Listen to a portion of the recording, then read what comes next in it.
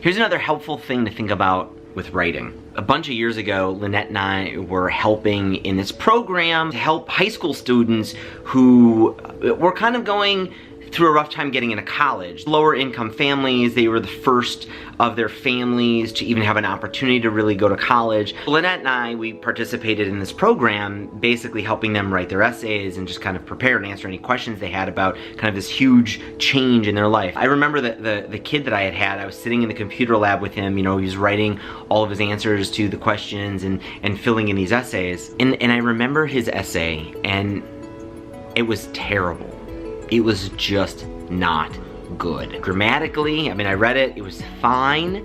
His English was very good, even though he didn't speak English as his first language originally, but his English was perfect. But this essay sucked. It was just not interesting. And so I sat down with him and I asked him, just tell me about you. I barely know you. Tell me about your life. Tell me about some interesting stuff. And he walked me through this crazy adventure of his life in which he came, I believe from Mexico, he came to the United States. He didn't speak any English and he joins this high school. Over the years, over the 4 years of being at this high school, he not only learned English, but he started teaching kids English, teaching kids math. He became a tutor. It was this phenomenal like journey, this hero's journey of going from this insane struggle that I think most of us would be insanely intimidated by, and he overcame it. But none of that was on paper.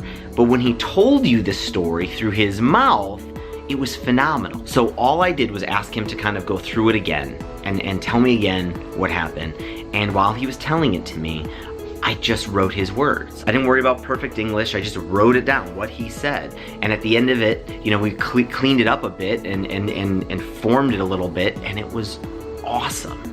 The essay was awesome. I'm telling you this because a lot of people who are trying to create more interesting prose for the internet, a lot of blog posts, they're doing it wrong. They, you know, maybe they were great students in high school or college and they took a lot of English classes and, you know, they learned a lot about the English language and they can't write well. They can write very grammatically and they know a lot of, you know, how to make an essay argument, but that's not what we read on the internet. We want interest, we want stories. You have to know your situation. If you're a journalist writing for the New York Times, you have to write in a certain style. If you're writing on a blog or to catch people's interest who are gonna just hit the back button really quick, you've gotta change what you're doing. For me, one of the most important things is to write like I talk. Write that if I were to read it back, it sounds like me. It's okay to end sentences in prepositions. It's okay that sentences don't even have verbs. Not really in the English language, but it's okay in an essay, in a blog post,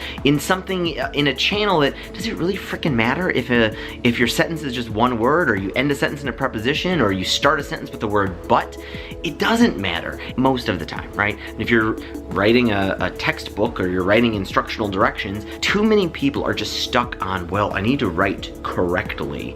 And they don't focus on like that. None of that matters. We want to hear you because you're an interesting person, and you probably, if I were to talk to you at a bar or have you at home for dinner, you would entertain me with such an interesting story. And if I were to record your voice and record how you say it, none of it is going to come out like perfect English that you learned in college. The tactical tip from this is, if you're really struggling with this, record your story. Go walk around your house, talk into a phone, talk into whatever, and record this, what you want to say as a blog post, as an essay, as something you're gonna publish somewhere, and listen to it back and write those words. Stop with the, well, I'm gonna write the perfect paragraph structure here with a topic sentence and, you know, 3 other sentences and a good closing sentence for this paragraph. Stop it. Stop worrying about what you learned in English class. I got a 5 on my AP, you know, English exam. None of that matters for what I'm trying to do here on the internet, on Medium and my blog and the stuff that I publish in different places. Coming! I hope you are having an awesome week. please like these videos. Please share them with your friends and your family and your friends' friends. Get them to spread this thing. I really want to keep growing this channel. It's an awesome time, and I love being a teacher on this thing and sharing this. And I love the dialogue, and I love hanging out with you guys, even if it's just kind of virtually and often a little bit one-sided. But I love hearing from you and answering questions and being part of this. Please subscribe. I upload a new video every single day talking about everything. Business, writing, creativity, just getting through life. And I will see you all tomorrow. Thanks, everybody.